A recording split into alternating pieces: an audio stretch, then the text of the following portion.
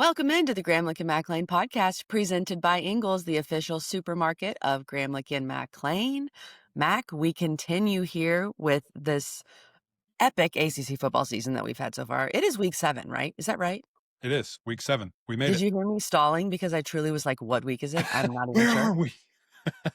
I'm not even sure. But we only have 6 games. It's definitely a shortened slate as teams are getting 2 bye weeks, so it's kind of different. Miami's off, but we do have Florida State to get into. Georgia Tech has a big one. Clemson, can they continue to look better? We will see. And Mac, I actually want to chat a little bit at the end about the Deeks, because the Deeks Ooh. are poised to blow that win total out of the water. Okay. Okay. And you and I both took the under on that. Deke fans can go back and look at that. And they're going over the 4.5, like, absolutely. So we'll get to that, Eric McLean. But you're headed to Atlanta this weekend. I know you guys are pumped for a little Georgia Tech, Virginia Tech. Yeah, we're super excited. Cannot wait to get on the flats. I had like a call to action for all my Yellow Jacket fans. If you're there, which I hope everybody's there, you need to show up. We'll have a little pregame festivities for you. I think there's a country concert, which is not as cool as last time, but Let's go. whatever. We can give you some entertainment. Come on over. We're gonna have a bunch of Wait, fun things. Luda, it's not Luda? It's not Luda. I think Luda might have been the final kind of nail in the coffin for UNC. I think that's over with. We'll see there. And it's not. I can't even think of who was there. Flow Rider. It's not Flow Rider either. I'm not sure who it is. I've never heard of them before. So, come watch the huddle. Come hang out with us live and in person. We'll have some really fun things. Cannot wait to be back in the flats to see my guy, Coach Key and KG. We're undefeated when we have when we show up to a Georgia Tech game. Could be away, could be home. We've never seen them lose in person. So I think that's some good vibes, good juju for Coach Key and the boys. They love that. And Coach Key, of course, is your twin. So it's very exciting when the ugly twin. Yeah, the ugly twin. Shorter, uglier twin. When the twins get together. Georgia Tech fans, if you missed Mac's interview with Haynes King that we put out earlier this week, go check it out. Haynes King is awesome. I love how locked in that guy is, deleting social media, all that stuff. He's ready to go. Make sure you guys check out, though, our great friends over at Ingles on social media. They'll post recipes and things like that. If you can tell by my voice, it's that time of year to stock up on all of your medicines that you need for cold and flu season, especially if you have young children. So head over to Ingles Come on. and get that done, Mac. Ingles has like one of the greatest pharmacies when you They talk do. about I really like supermarket their stores. So They got a lot of that's a good stuff. great plug. I don't know if we ever have promoted that on the Gramlich and McLean podcast before, but the pharmacy at Ingles is killer. Gets you everything you need. No question about it. So as KG said, quick message from our friends, and then we're going to dive into this weekend. Let's go. Did you know that Ingles sells a huge variety of organic items? Or that they run their own dairy? Or that they only serve USDA choice and prime meat? Did you know that they have more local craft beer than any place else? Or that they have Energy Smart stores? Or that they professionally slice and package imported cheese from Europe? Did you know about their giant international aisle, local farm partnerships, curbside pickup, wine department? Or that they donate 3,956 meals a day to local food banks? Well, now you do. It's all in the bag. Ingles, low prices, love the savings. Mac, before we get to these games, like we said, there's only 6. We want to do a little awards here, some mid-season ACC awards. And this is brought to you by our great friends over at Rowback. Use our code GM20, 20% off. For all of these teams we're talking about, they've got stuff for you. Georgia Tech, you may be in this. They've got some Rowback stuff there. They've got Miami. We're going to be talking Miami, I'm sure. They've got Florida State. They, of course, have that Clemson collection they just dropped, so make sure you guys check that out. I love these hoodies. Again, for the fellas, they're women's stuff. They're launching more and more women's stuff, which I'm benefiting, and I love it. But check out some of the different things they have for your significant other. Come on. They also just released some new collegiate stuff too. So all these brands we're talking about, some crew necks, some other pullovers. It's getting a little colder. Some places, not where I live, but some places in the country. So they're releasing some of that. So go check that as well. Literally came out today. Some new stuff. So as you guys are listening to this, jump over there before it's sold out. Get your cool crew with a tiger paw or a Tech logo or something of that nature. They've got it all. So it looked really cool. It's cold over here in the upstate, Mac. You got the mountains right there. I'm jealous. I'm lucky. It's lovely. The leaves are falling. Okay, let's get to our midseason ACC awards. We're going to talk offensive player, defensive player, transfer, freshman coach. All right, where we're at for mid-season. Mac, let's start with you. Who is your pick at this point for the ACC Offensive Player of the Year? Yeah, this is so funny, and I didn't want to flame us and put up what we thought preseason because it's Oh, very wrong. Very wrong. And there's one team responsible for that, why it's so wrong. We don't need to point any fingers or call anybody out, but you know who you are. And this is also something I go back and forth about because is it a statistic award? Is it, the best quarterback on the best team award? Is it the most exciting player, whoever you think that might be award?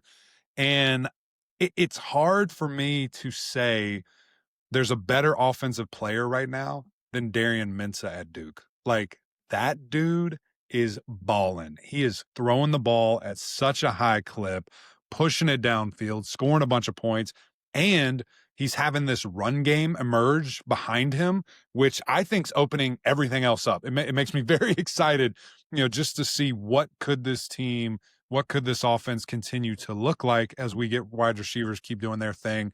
Darian gets more comfortable in the offense. I think if he can get the run game himself going a little bit more, then you're talking about like untouchable. Maybe he's the player of the year at the end of the season for Duke there. Interesting. Okay, Mac. I did not have Mensah. I have him for a different award on this list. I think that one's pretty obvious. I have Carson Beck. And, that may be, okay, that's the basic answer, but I do tend to lean, and I do this also when I vote for basketball stuff. I tend to lean best player on the best team. Mm-hmm. And now you could argue he's not the best player on Miami. I get that. And Reuben Bain, you got Malachi Toney, you've got so many weapons, but he is the quarterback. We know how important quarterbacks are. He orchestrates the offense. His numbers are fantastic. He's second in the ACC in quarterback rating. He's not turning the ball over. And, he's been a big difference for them in why Miami looks so complete. And I'm leaning that way because he is the best player on the team that we think is the best team in the country. Yep. So right now I'm going Carson Beck. I know his stats may not be super gaudy, but I think that's where I'm going right now, Mac. Yeah, no, and I think that's a great pick. I think it's a great pick. It's just hard for me to overlook 70% completion rating, almost 2,000 yards passing, 15 touchdowns to 2 picks. I tried to go Carson, but I do think Carson is the best quarterback in the country. But just when I'm talking about awards, stats, I need it all. Darian's just balling. Well, and here's the question. Is it an ACC award in that it's just ACC play? Because Darian's been fantastic in ACC play. Their 2 losses were not in ACC play. And then when you push it forward too, if Duke ends up in Charlotte, then winner gets the trophy. Yeah, that. Or just you look at the play, and of course Duke has talent, but you look at the skill players Mensah has versus the skill players Carson Beck has, and maybe you give Mensah the nod. But I think that's interesting, Mike. That's very good. I'm a little surprised. I think we're gonna flip here in a couple seconds. Did you consider Haynes King? Not really. Just because Georgia Tech undefeated and what he means to that team? No, but I do think that's a good pick. He's the grittiest dude. If we had a too gritty to be pretty trophy, he's got it. He's got it locked up. See, if you're that gritty, you don't even want a trophy. You're too gritty. Right, he doesn't want that. Yeah, he doesn't want that. Okay. I think this one is obvious, but we'll see where you go. ACC Defensive Player of the Year. Is it obvious because it's Reuben Bain? Like, is that why it's obvious? I mean, this guy, and again, you want to talk about stats, and maybe I'm being hypocritical and two-faced right now. He does not have, the crazy stats in regards of looking at the gaudy tackle numbers or the sacks or the tackles for loss. I'm pulling up his tackles for loss, or excuse me, his sacks right now. He's not in the top a lot. He's not in the top anything. So, it's one of those things where it's more of he impacts the game so much. Like, it's crazy to see how he does it, how he lines up, getting people in the right position, different defensive linemen, but also forcing you to adjust. Like, he's going to make you do something else that you don't want to do, and gets in the backfield, gets a ton of pressures, plays the run as good as any defender in the country. So right now for me, it's Reuben Bain for sure. I think this is one where we have to be smart and understand when you watch Miami and you watch the impact Bain has, It's obvious. Now, yeah, he doesn't have the gaudy numbers quite yet. Maybe those will come, but this one was the easiest one. Well, I don't know. Freshman was pretty easy. But Ruben Bain, ACC Defensive Player of the Year at this point. Oh, you have someone else. I Okay. don't know. I'm very We'll see. intrigued. I don't know. Maybe it was. All right. Transfer Player of the Year. Where are Yeah. you at here? This is where I think we flip because I am going Carson Beck here. And maybe Oh, it's because I already gave, Mensa the one. interesting. I want to split it. So I'm going Carson Beck here. I think he's changed Miami. I think there was a lot of kind of question marks. What's next after Cam Ward? And for them to go and do that and get that guy, secure that guy, that's a huge deal. And every reason you just mentioned of control of the offense. Again, I think he's the best quarterback in the country. What he does, what he means to his team, how he orchestrates it. Give me Carson Beck for transfer. I think he's been tremendous. This is so funny because I have Darian Mensah. That's what I thought. For I thought Duke. we'd flip flop here. And I mean, Mensah's numbers are just insane. And I have him for transfer, but I think you look at the 2 losses. Let's see what what Duke can continue. Not that the losses were necessarily on him, but what Duke can continue to do. If they end up 7-1 or something crazy like that in the league, then let's talk. But I think it's funny that you say Beck's the best quarterback in the country, but he's not your offensive player of the year. I think there's different things to I know. It's so subjective. it's just sexy, right? Like I want the numbers, I want the stats. Sure. But if I'm taking a quarterback to surround my team with, I'm probably taking Beck. Exactly. Okay, ACC Freshman of the Year to this point. I want you to go first here because you said it was super easy, and I'm sure we have the same one. But I want you. Malachi Tony. Yeah, there from we go. Miami. This is the Hurricane team. It went from preseason and went to Clemson team. Now it's the Hurricane team. I didn't really feel like it was close. There are other freshmen who have had big impacts so far, but nothing like Malachi Tony. He's opened up that playbook for Miami. He's so explosive. He's made them so explosive. And that was our concern for Miami was, can they be as explosive without Cam Ward? And then Malachi Tony walks on campus. And by the way, didn't he just turn 18? He really should be the ACC high school senior of the year at this point. That's right. I'm with you. I don't know if when you said, clear runaway option, I was a little hesitant just because I didn't know I didn't know if you were going to go Sangapolatele out at Cal, which obviously being a starting quarterback as a freshman is very impressive. He's 3rd in the ACC in passing yards. And really, I've been very impressed with Nate Shepard from Duke, true freshman running back. He's 3rd in the conference for rushing yards. He's been electric when you see the things there. So I just think those 2 guys will get some real consideration as well if they continue. And if, Tony obviously continues to, address the game, but I'm right there with you with Malachi. He is so poised, so mature, and just ready for the moment. And it's so funny. We heard the nickname, Baby Jesus. We've heard that he's been called that literally since he could walk. He's just been deemed that, and he's had that pressure of his neighborhood, of his community, of his, teammates, family, whatever, forever. And he just gets to college. It's yeah, that's just what I do. That's what I do. And Carson trusts him. He's going to throw it up to him, allow him to make plays. He has been tremendous. So he's my winner for that as well so far. And it's not sometimes you see freshmen rack up numbers against some lower level teams. That hasn't been the case with Malachi Tony. Yeah, he's just the guy. He's the guy. He's been balling out against the best teams that Miami's played. Okay, Mac, ACC Coach of the Year. Now, be careful here because you are, you kind of got in trouble with a certain coach picking against Miami and a coach that I think is probably the ACC Coach of the Year at this point. Oh, really? Okay. Well, here's the interesting thing with me with this Oh, award. you're going to get in trouble. You're going to get in trouble again, Mac. Don't listen. Turn it off. Here's my thing. It's it's such an interesting award and all these, you can manipulate them however you want and look at them however you want. And it's okay, if I expected you to be this good at this point and you are this good at this point, you did your job. Good job. Congrats. I don't think you deserve any huge praise or awards or anything of that nature. And so when you surprise me and you're doing better than maybe I thought, then you get celebrated. Then it's oh, hey, look what this guy's doing. So let me just tell you the names that I think are no-brainer. Mario Cristobal, Coach Key, Manny Diaz. But my winner's Tony Elliott. this guy's killing it, balling, Okay. got this team going, top 10 win at your house, first time in a billion years. Go on the road the next week and beat a very good Louisville team.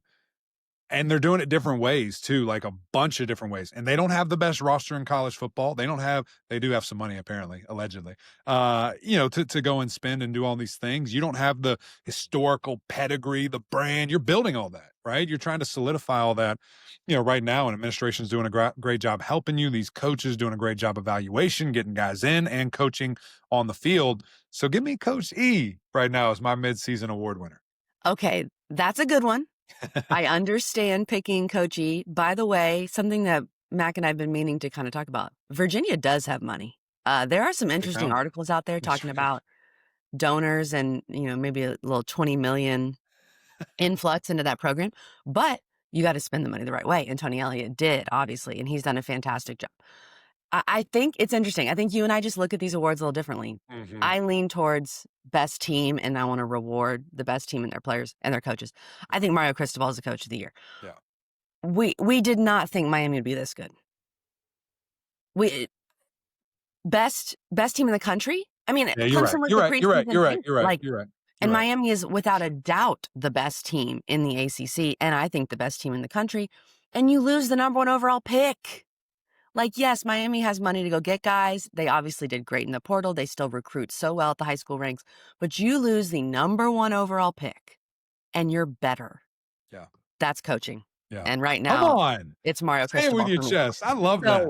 I don't know, Mac. If Mario's going to give you a hug next time he sees you, I don't know I'd be worried. He knows I always want him to just get better. That's what he wants from me. That's what I want from him. Honestly, Mario's also like Haynes King. He doesn't want a coach of the year trophy. Doesn't want any accolades. I say they're number 1, and he's like pissed off that I say. Yeah, he could care less. Okay, well, we got games to get to, Mac. That was really fun there. I loved that. Let's get you a message from Rowback. Use our code GM20, 20% off. Get ready for fall, and we will get you ready for these games after this message. Rowback just dropped their licensed game day collection. Polos, hoodies, Q-zips, custom designed for your school. On game days, we wear Rowback, period. Okay, Mac, as we said, it's a short week, a short slate. We got 6 games, but some very important games. Let's talk about the Tech battle. Georgia Tech versus Virginia Tech, 3:30 ACC Network. Georgia Tech, 14.5-point favorite. Georgia Tech coming off a bye. Virginia Tech coming off a tough loss to Wake Forest. And Georgia Tech coming off a tough win over Wake Forest. These teams looked kind of similar against Wake Forest, if you will, and both kind of ran the ball in a similar light. Georgia Tech didn't run the ball as well, but Haynes King and his heroics won the day. The big question with Georgia Tech is just like the health. I mean, with Jamal Haynes, with Haynes King, hopefully the bye week helped them out, Mac. Mm-hmm. That's what I'm interested to see because the last time that we saw these boys, they were fighting their tail off in the fourth quarter, like trying to find a way to win a football game. Got a little help, which I'm just going to continue to address until we don't have to, which I don't know when that'll be. But they did find a way, and they did win the game. And, it was a little sloppy. It was a little gross, not great execution. Couldn't really throw the ball in the first half. And, I just want to see this team come out and be ready. Talking with Haynes, he said the bye week was great for him, heal up a little bit, rest, just kind of sit back and now be ready to, push again, for a little bit in the season. So, just seeing what that will be. How does this team come out? Is Jamal Haynes healthier? We saw him a little banged up pregame against Wake Forest. So I don't think he was at his full strength or ready to go for the longevity of that game. Didn't have a very productive game at all against those guys. And I think they need to lean more on that running back room. We just need more production. We can't have, Haynes King being the leading rusher, even as special as he is. I need more from that running back room because I want to do this for 16 games, not just, a handful, and see that from these guys. Would also love to see the emergence, a little bit more of the passing attack from Georgia Tech, like to be as, one-dimensional as maybe it looks sometimes. That can hurt you. When you play, a bigger team or a team that can take away the run, you've got to be able to rely on the passing. And so is that getting guys out in space? Is that all that extra eye candy that I spoke with Haynes about? getting guys open and getting easier, quicker reads to throw the football. So I am fascinated just to see how they approach that this week, and ultimately going against a wounded animal here in Virginia Tech, right? Like a team that lost their head coach, that won a couple of games without him, and then lose to Wake Forest, which they probably didn't anticipate. And Wake is playing really well. You brought that up earlier. We'll talk about that towards the end of the episode, but a great opportunity, obviously, for Georgia Tech to flex their muscles here. Georgia Tech is up to 13 in the AP poll. I feel like people might not realize that. Georgia Tech fans do. But outside of the ACC bubble, like they're sneaking up there, Mac. They have so many things in front of them, so many goals, and you just have to keep winning. They found a way at Wake. You obviously prefer this one to not be as close. I think being back home, they've played really well at home. That can be huge. It looked sleepy. It looked really sleepy at Wake Forest, a noon kick. Be careful. If Georgia, sorry, not trying to, I know what you're talking about. If Georgia Tech looks sleepy again to start this game, I'll have some concerns. Like, I need to see a quick start. I need to see, okay, coming off a bye, like we're the number 13 team in the country. Yes. Let's get it going. That's what I really want to see from Georgia Tech. Yeah.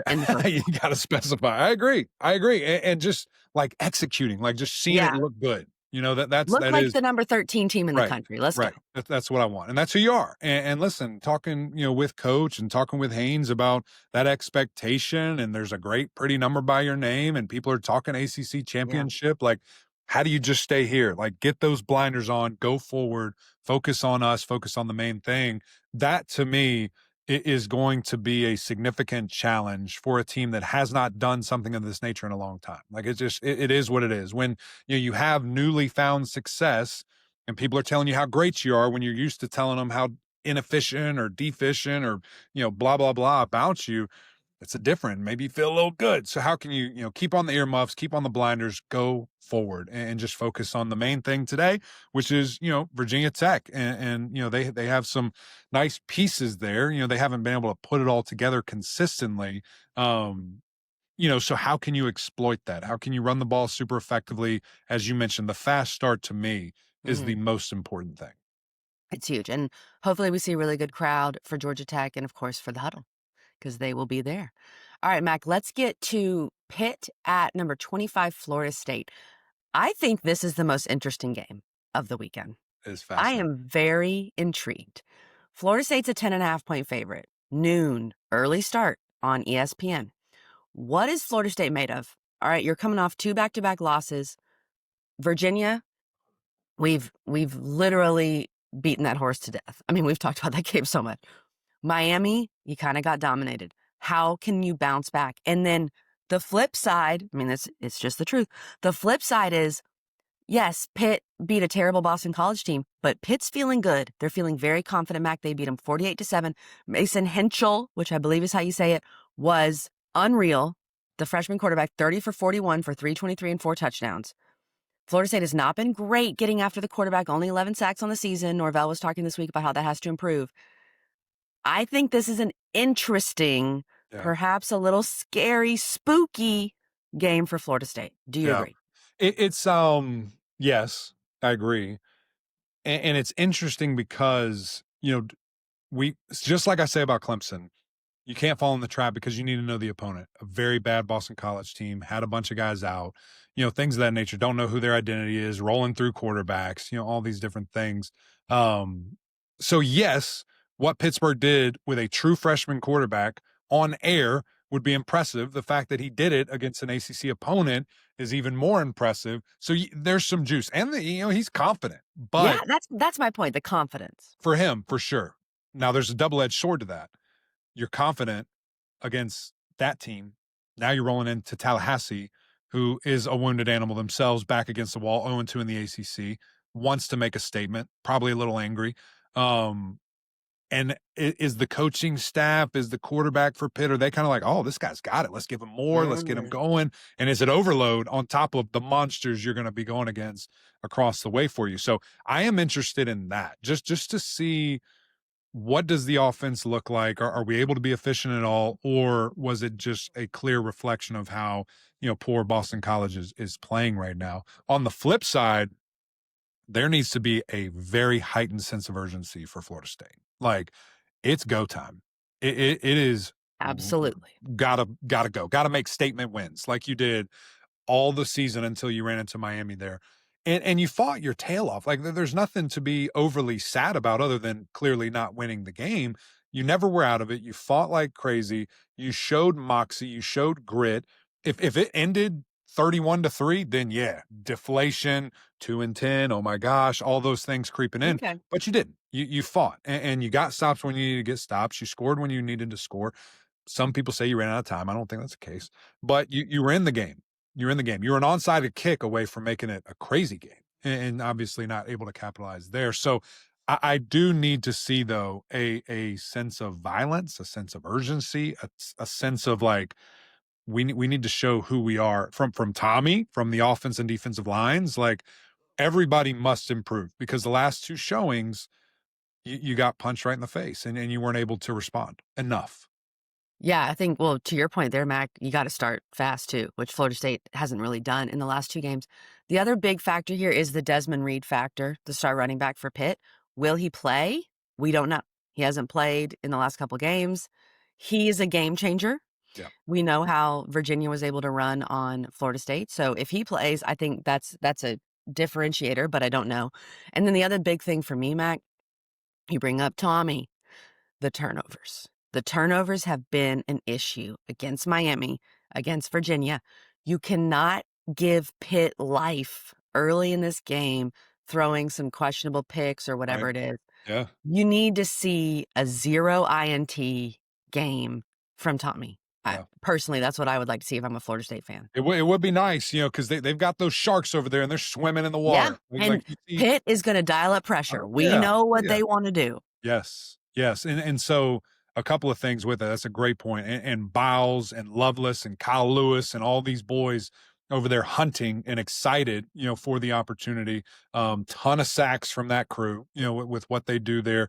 These guys have 16 on the season, but they'll scheme it up and they'll make it happen. So, Tommy has to understand where that's coming from and where he's protected and not just panic as soon as he sees one guy and want to turn and run, because then those eyes go from here to here and you don't know what's happening. You can't see anything. You're trying to out athlete, get around in space, see a guy late, try to throw it across your body, pick 6. There goes. A lot of weird stuff, kind of happening there. So that's the other point of emphasis for me is just, can Tommy control the game? Can he manage the game and see where guys are coming from, know where he needs to go with the football, get other people involved than just Deuce? I love Deuce, and he's a great option, but we need to see more people taking ownership, catching the football, getting involved in this offense, which I think they're more than capable of doing that and having those athletes. So that is going to be a big point of emphasis. Now, the way to slow down blitzes and catch them is running the football, which Florida State does so well and did well in both the losses that they had this year. So that's their bread and butter. But I do want to see Tommy manage the game and take care of the football a little bit better. What's your pick on this game? As much as I'm hyping up Pitt, I do think a lot of the previous game was about Boston College being bad. Mm-hmm. So I tend to think Florida State bounces back. 10.5 isn't that big of a number. You win by 2 touchdowns, something like that. Yeah. I'm leaning Florida State to cover here. I think that's a very safe bet. I think that Vegas is maybe getting tricked a little bit here in the fact of not really registering who Florida State played, like 2 very, very good teams, and a Pittsburgh team that I think they're giving too much juice to, beating a very bad Boston College team. I think these guys win by, 14 plus. I think they make that happen. Of course, I don't know what I was thinking. We didn't make a pick on Georgia Tech, Virginia Tech. I think we both think Georgia Tech's going to win. That's a lot of points. Are you going Hokies? 14.5? That's a lot of points. No, I'm not. No. I'm not betting on Virginia Tech. Just not at this time. You are? Give me the Hokies to cover. Interesting. It's going to be weird. I think it's going to be a spooky little game. Okay. I like it, Mac. Well, I think the Yellow Jackets win. Let's be clear. Sure. That's a lot of points, especially when you look at how Georgia Tech looked against the Deacs. But I think Georgia Tech at home is a different animal. And I can't put my faith in Virginia Tech. I can't. You bring up spooky. I was going to mention this. Brent Key apparently has a tradition where he decorates his house for Halloween during the bye week. Oh, really? And he goes like all out. He's like loves Halloween. This is what he said. He is adding this year a horror film, like outside his house, life-size characters, more high-level costumes, masks, and fake blood. That's a lot, Mac. I think I just found out what I'm doing Friday night. Oh, gonna I go need to check out text Coach Coach K's right house? now. Yeah, I'm going to see that. Wow. That's terrifying. Yeah. There are some, like, there are people like, I'm assuming you and me, I have 2 pumpkins on the front porch and a little wreath. And then there are people that put the life-size skeleton Right. bleeding out in the front Yeah. yard. And I'm Yeah. not there. I'm It's not one of there. those when you're walking with your kid, you just, like, instantly put your hand up over their face. You're like, "Okay, here we go." And they're, like, fighting to the death to try to see it. Like, you don't wanna see this. I promise you don't wanna see it. You don't need to see that. Okay, Mac, we've talked about Boston College being bad. So let's talk about Clemson Boston College. Clemson is going up to Chestnut Hill at BC, 7:30 p.m. night game, maybe a little chilly on ACC Network. Tigers 13.5-point favorite. If Pitt can beat BC 48-7, I feel like this is a small number. But, I guess we'll just see how much Clemson has improved. They looked very good against North Carolina. I think BC's better than North Carolina, but not that much better. This just seems like a small number. I'm kind of puzzled by how small this spread is, Mac. It's interesting. But I I know love Vegas that you're a doesn't trust little Clemson. confident. I love that you're a little confident. I'm Yeah, it's still weird. hovering over the break. Like, I've gotta see it more. And I really, know. even after this game, I'll still be hovering over the break because you should clobber this team. I mean, they're not playing well, and people say you're not playing well either. So I like what I saw for one half of football last week against Carolina and Chapel Hill, which is a disaster, by the way. That is the most embarrassing situation I've It ever needs seen. to end. The It needs to experiment needs to end. Yeah, like quickly. So we'll see what happens there. And I mean, when that happens, okay, then what? Like I saw Mac Brown was golfing in North Carolina. You call him over. Is he the interim? Like, is that what you're going to do? Stop. See who's available? I Stop don't know. it. I could coach an offensive line for a couple months. Not doing it long. Shout out Mac Brown. Friend of the show. We love Mac. I love Mac Brown. Anyway, that's a whole nother disaster. So yeah, what I want to see from Clemson is 4 quarters. Like I was actually a little irked, a little frustrated that guys were coming out so early in that game when you haven't showed anything all season. I just felt like there needed to be a little bit more confidence, but maybe injury, want to build depth. Maybe I think it kind of backfired. I think it looked significantly worse after. So, I want to see that and just continue to see them grow upon it. Going on the road, going up to Boston, like you said, it will be probably a little chilly there for a night game, which is great. Football weather. Always And just see those guys going, at a high clip here. Cade should throw the ball all over the yard, continue. I mean, Bryant Wesco, one of the best receivers in the country. He has looked so good and has been a shining light, in Clemson, South Carolina. Continue to see that. And then, from the defensive side of the ball as well, like just more production, more consistency. Things there's no way I thought we'd be talking about right now, but here we are. We're doing it. I like the way you said that, Mac. It's almost like we talk about Clemson, we go, let's just go look competent. That's kind of where we are because obviously you should beat BC. You have a much better roster than BC. Keep the turnovers, you can't have turnovers up there, Boston College, give them some confidence, whatever. But I like what you're saying. I'm not saying the offense is fixed. No, you can't fix anything. It's North Carolina. Yeah. But I really want to see more from the defense. Like I know you only gave up 10 points, but North Carolina was so incompetent. BC probably will be too, but the defense just needs to continue to show us more for Clemson. Yeah. And there's some, just to talk about Boston College, there's some pieces like Lonergan, it's been hit or miss. Like obviously it was horrific last week and he was benched. So what do they do there? Who knows? Maybe they have another freshman they're going to go to like Pittsburgh did that we don't know about. But Turbo's been fun, the running back. He's been very. And he's from South Carolina. Yeah, been a heavy dose there. Isaiah Bond, a great player, has been fun to see. But Clemson needs to handle business. So I don't know. Do I want to pick them to cover? Surely that is such a low number. I mean, is it? I agree with you. Give me the Tigers. I can't imagine seeing the graphic with that logo not on there. Yeah. I feel like they got to cover there. But you know what? Clemson doesn't cover. They did last week. Okay, Matt, NC State is going to number 16 Notre Dame. This is a 3:30 p.m. game on Peacock. Notre Dame, speaking of covering, is a 23.5-point favorite. So, okay, NC State's coming off a win over Campbell where they were able to, let's hope, get right, get confident. The offense looked good, but you're playing the Camels. Notre Dame coming off a win over Boise State. My one silver lining for NC State here, Mac. Could Notre Dame be looking ahead to Southern Cal?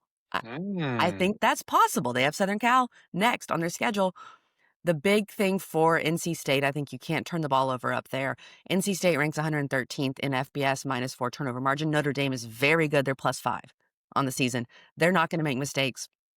I also find this stat really interesting. NC State's really bad in third down defense, and Notre Dame's very good in third down conversion rate. So those are some things to watch. But NC State, I think that's a big number. I don't think NC State is that bad. Like, I don't think they're 24 points worse, but I don't feel confident, Mac. I just don't. I'm there with you. You know, this NC State team kind of has been toying with my heart, toying with my emotions. As they do every year. They always do. It's just my favorite thing. It's just my favorite thing to do. You know, and I still think they have pieces. It's just, you know, the defense hasn't been super great.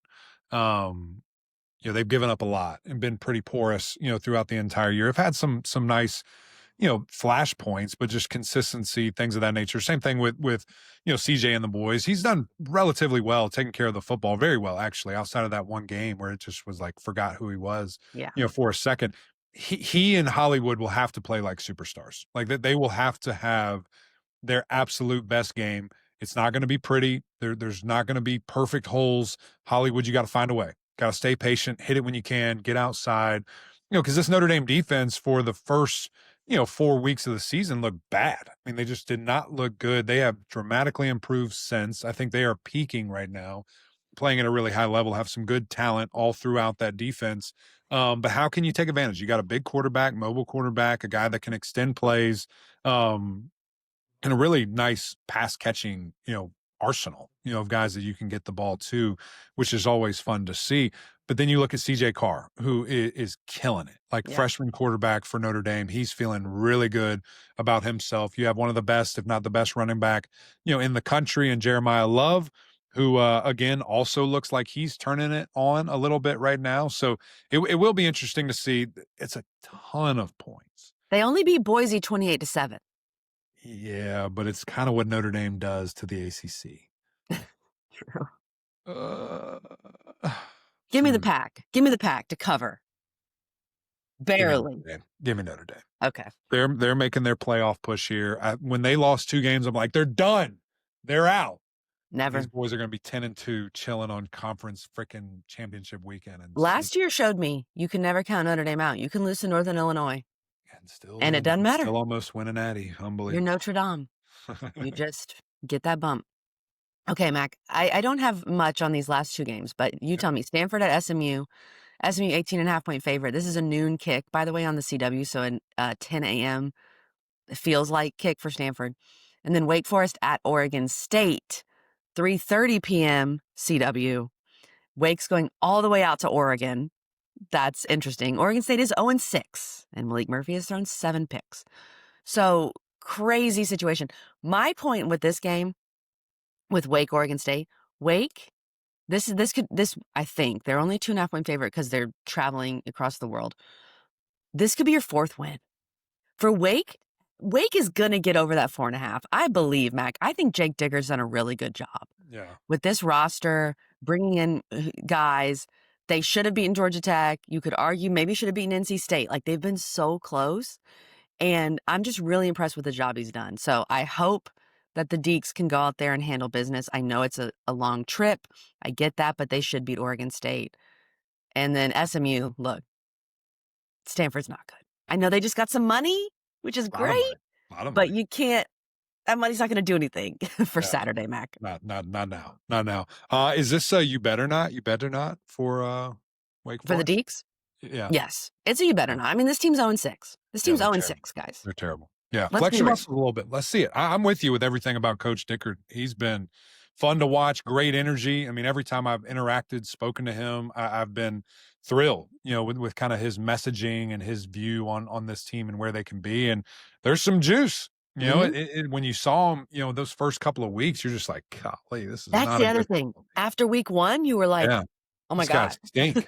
Terrible. But they figured it out and they look good and they've rallied and they've come together and they're playing really hard right now, which it is fun. It is fun to see there. So, yeah, I'm with you. I think this is a game you need to exert dominance, and really show kind of who you are and what you can be. And then, yeah, looking at SMU, same thing.